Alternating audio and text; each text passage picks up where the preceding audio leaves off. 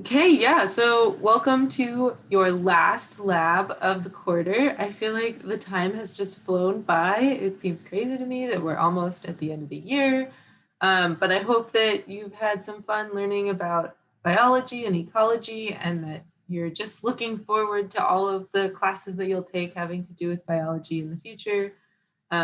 There's so many good options and I totally recommend continuing on in ecology and biology and seeking out field classes and lab classes in person when they're available. And I think that next year is going to be great. There's going to be so many opportunities to, really interact with this stuff. And I hope that this has inspired you, but that in the future it'll be even more, inspiring to do it kind of more hands-on. But yeah, so before we jump into the material for Lab 8, which should be pretty quick, I just wanted to see if there were any questions about our post-lab that you have due tomorrow for post-lab 7 or your pre-lab from this week. Feel free to type them in the chat or unmute yourself.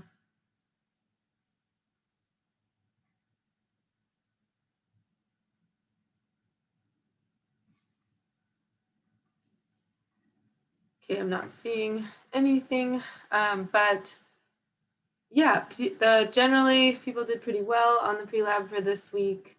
It was one thing to note is just be clear on the definitions of pre-zygotic and post-zygotic isolation. So just being clear about what counts as what, and then also going over the different definitions of the different kinds of pre-zygotic isolation, just to make sure that you understand the differentiation between those. And we'll go over it a little bit during the lab. So yeah, just reviewing the material in the pre-lab and from what you've gone over in lecture.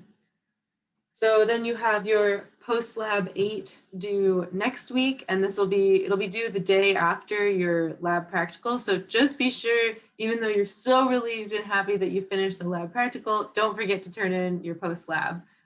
So that's the final lab-related item that you have to do. So as I was saying, your lab practical is next Wednesday, and there's a lot of resources to help you study. So for one, you can check out the review video that Pat posted on the homepage in Canvas. That should be kind of at the bottom of the first thing that you see when you go into the BIS2B page on Canvas. And then there's also the lab practical review materials there's the Canvas file tab, and then in lab materials, there's a lab practical review materials thing, and there's questions in there, and then key terms from each of the labs. And I believe even some keys to questions that have been on past lab practicals or examples of questions that you might see in the lab practicals. So all of those are super helpful, and I really recommend it. As we've talked about, the lab practical will be cumulative, so we'll cover all the labs, and there will be just a few questions basically from each lab. There's going to be true, false, and multiple choice, and also some calculations. So definitely review the calculations we've done over the different labs. So whether that's Hardy-Weinberg stuff or doing a t-test, just familiarizing yourself. It won't be like super complex, difficult math, but it will be making sure that you are aware of the steps for going through these calculations. So yeah, definitely review all of your labs, all of the pre-labs, just making sure that you're kind of understanding what the key points from each of the labs were and what we kind of focused on in the lab assignments and in the PowerPoints and stuff. So all of the video recordings from the labs are available on the YouTube channel for the class, so you can also rewatch lab stuff. But I think that reading through the lab manual is going to be really helpful also. And then I am going to be available during office hours next Tuesday for covering any questions about lab material for the past quarter. We'll kind of think of it as a really informal review session. If there was stuff that you didn't understand from past labs but didn't get a chance to ask me about it, before, we can talk about it during the lab session or the office hour session next Tuesday. And then I will still hold office hours on Thursday, June 3rd, the day that your final post lab is due, but I won't have office hours during finals week because the lab section will be done. Any questions about this stuff? So we won't have a lab session next Wednesday. You'll have lab practical instead.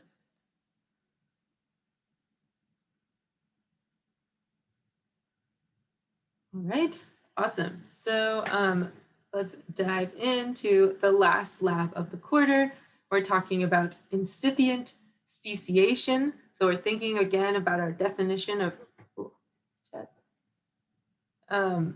lab practical is at 10. I am not sure. Has Pat sent out an announcement about it? 10 to 10:50. Okay. Thanks, Miko. Yeah, so not 10 p.m. 10 a.m. to 10:50 p.m. or 10 a.m. to 10:50 a.m. Yeah, one of those days. We've had a sick puppy the past few days, so we've been up most of the nights. So that's just normal for these days, but still just catching up on sleep. So here we go. Okay, so we're thinking again about our definition of species and a biological species, and a lot of this has to do with who can reproduce with who and create viable offspring. And so does anyone remember, I mentioned it earlier in this session, but what are the mechanisms for reproductive isolation? So we talk about two different types of reproductive isolation. Can anyone tell me what the two different types are?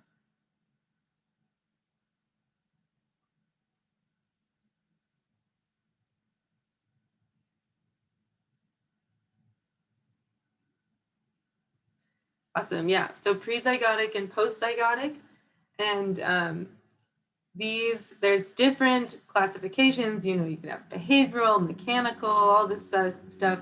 But when we're talking about this broad categorization of prezygotic and postzygotic, prezygotic, just kind of obviously, but just to be clear, because this was a question on the pre-lab also, is before the zygote form. So this is anything that prevents a sperm and an egg or whatever from coming together and forming a zygote for the next generation. So that could be, as I was saying, behavioral, where one species is up at night doing mating behavior and one species is up during the day doing mating behavior, so they would never have a chance to interact.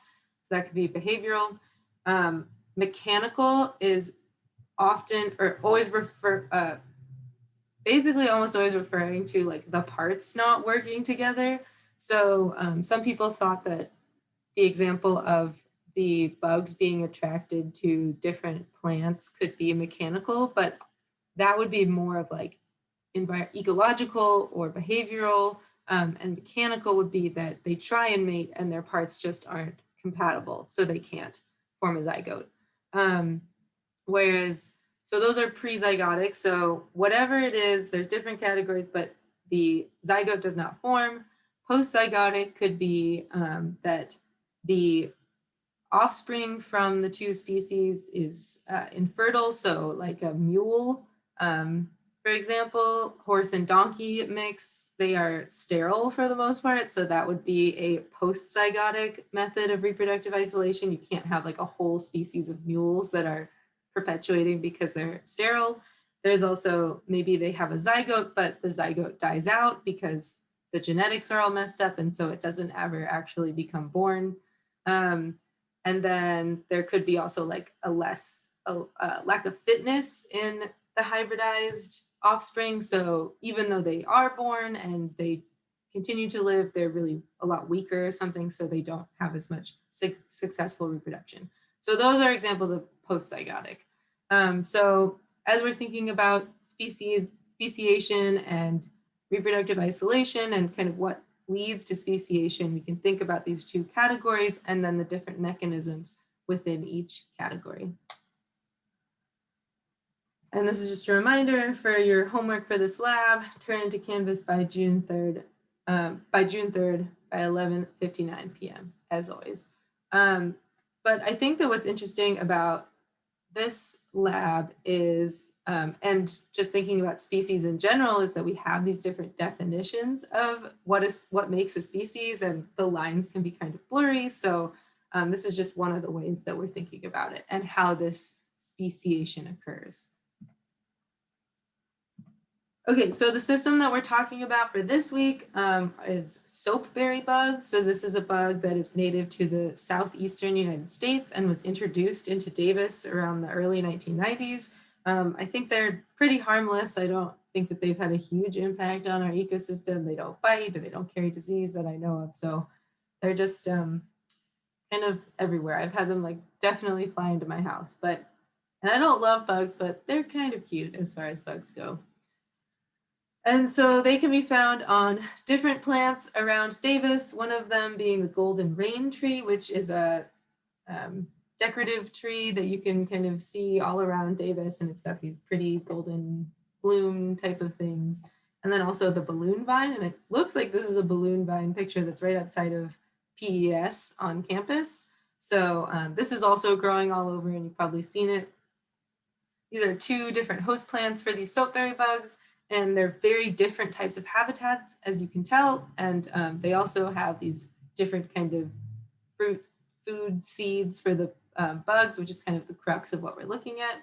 And we're going to be seeing, is there evidence of reproductive isolation in bugs that can be found on either of these two plants?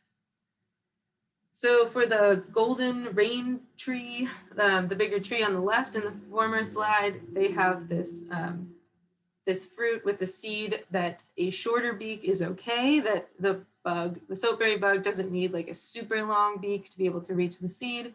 But for the balloon vine, they need a longer beak to get in. And if they don't have the longer beak, so females have longer beaks in general, and then males have shorter beaks.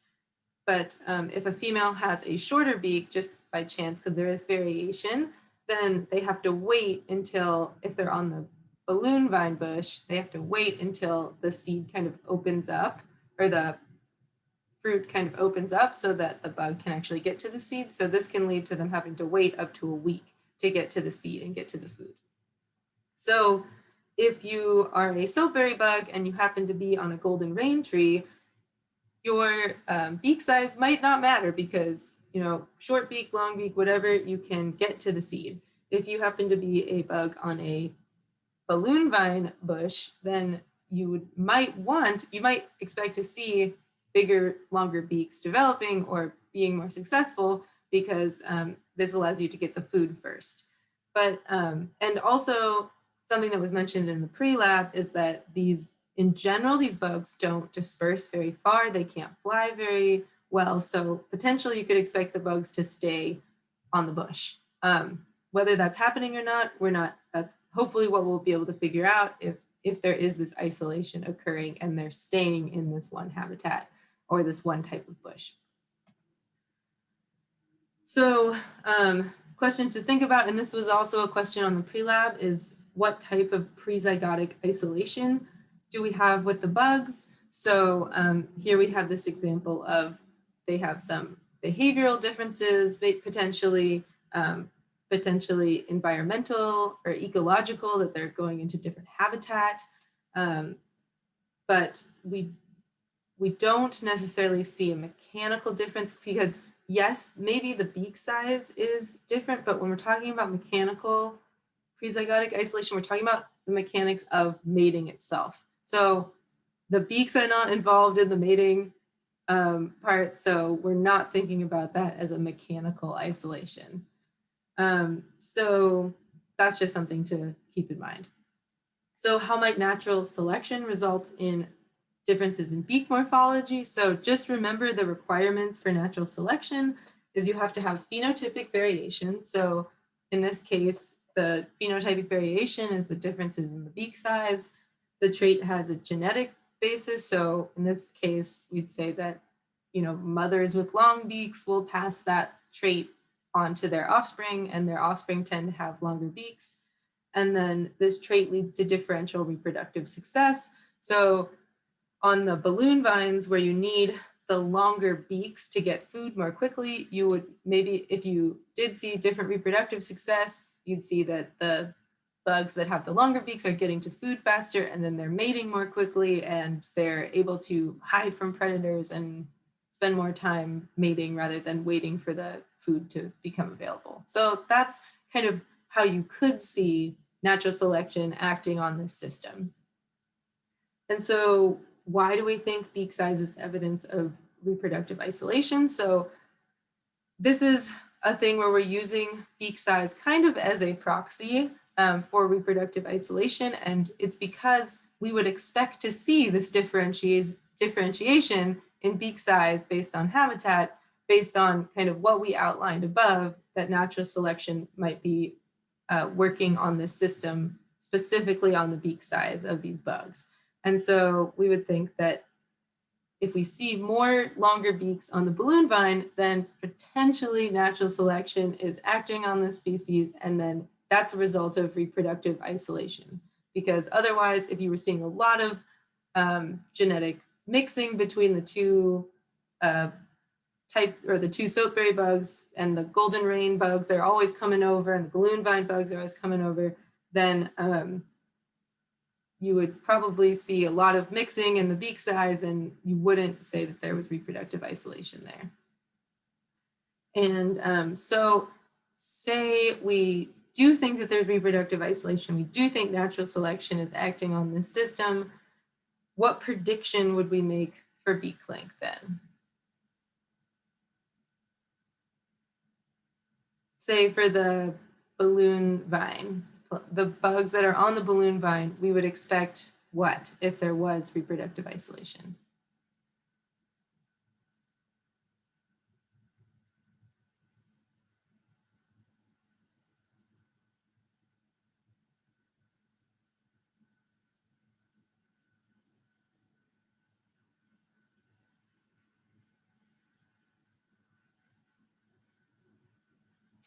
Yeah, exactly. So we'd expect longer beaks on those. We'd expect kind of over time, over the generations, there's more of the bugs tend to have longer beaks, at least of the females, and maybe it would carry over into the males as well.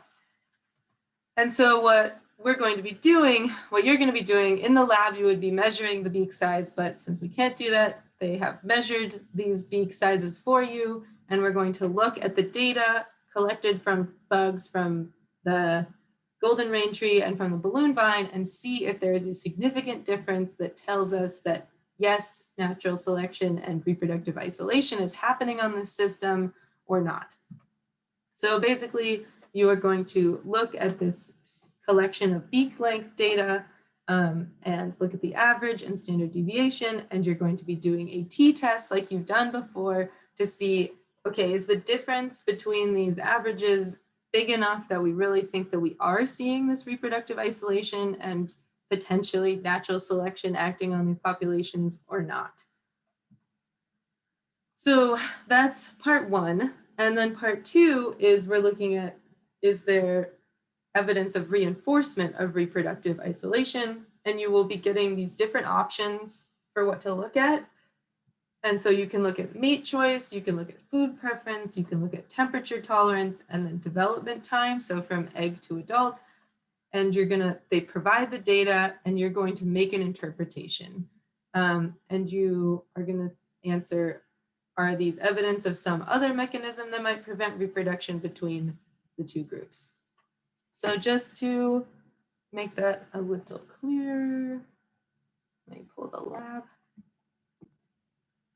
situation. Okay, so for part one, yeah, you have the data of the beak lengths and you're doing the t-test, and they tell you use 38 as your degrees of freedom, and they also have the t-table in the lab manual, so it'll be the same process that you've used before to see if there's a significant difference. And then for part two, you're going to pick one of these following. So pick food preference, mate choice, temperature tolerance, or development time, and then go to the one you picked and follow the instructions for seeing if another mechanism is acting on the system. So you can do all of them if you want, but you only have to do one, and they have everything in this one post-lab document for you to answer that part with. So you just have to scroll down to your chosen one. And then I think that was it for going over the post lab. It's should be pretty straightforward. I mean, it's stuff that you've done before, and I hope that it's, kind of intuitive stuff. I will, obviously, we can stay on and answer other questions, but I just want to say that it's been a pleasure to get to know you virtually this quarter, and I really appreciate all of you who've been coming to office hours and to class, but also those who can't through Canvas messaging and whatever. It's been really awesome to, learn along with you, and I wish that it could have been in person, but I think it's been pretty great, as good as it could have been in these times. And then good luck with the rest of this course and the lab practical and the final. And I know you all do wonderfully. And also good luck at the rest of your time at UC Davis. And definitely don't hesitate to reach out to me on email about careers in ecology or forestry or wildlife, or also about grad school, because, it can be confusing, but I'd love to chat with you anytime. So yeah, thanks so much. I'm going to give people an opportunity to ask questions, and then I'll probably just stop the recording and we can go over whatever